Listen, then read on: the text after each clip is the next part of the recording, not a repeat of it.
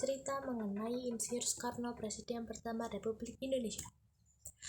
Insinyur Soekarno adalah salah satu tokoh penting bagi kemerdekaan Indonesia. Bersama Muhammad Hatta, Insinyur Soekarno membacakan teks proklamasi Indonesia. Soekarno lahir di Surabaya tanggal 6 Juni 1901. Ayah Soekarno bernama Raden Sukemi Sosrodihardjo dan ibunya bernama Ida Ayu Nyoman Rai.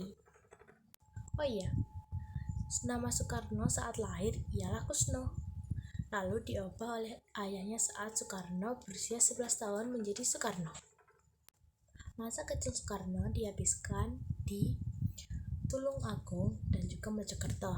Namun pada tahun 1915 ia harus pindah ke Surabaya untuk bersekolah di HBT, yaitu Hogere Bogus School.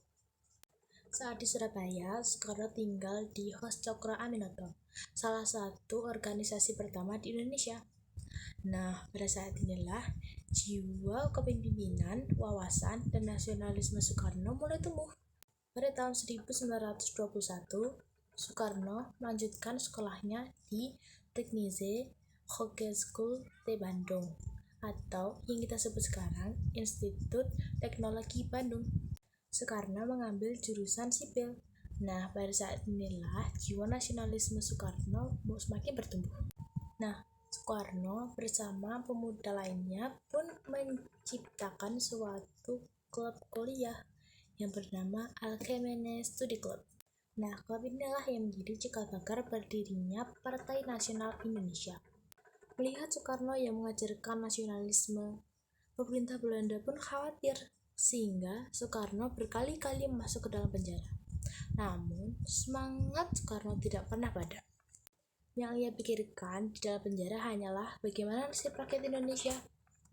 Semenjak Belanda menyerah dan Jepang mulai menguasai Indonesia, Soekarno pun ikut serta dalam mempersiapkan kemerdekaan Indonesia.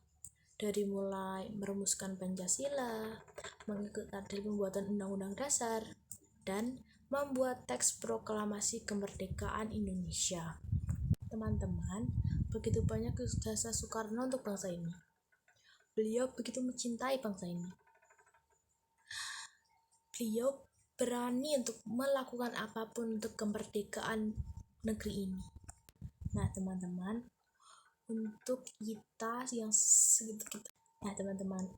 sebagai generasi muda, kita patut dan meneladani keberanian, kejujuran, dan kesetiaan Soekarno kepada bangsa Indonesia.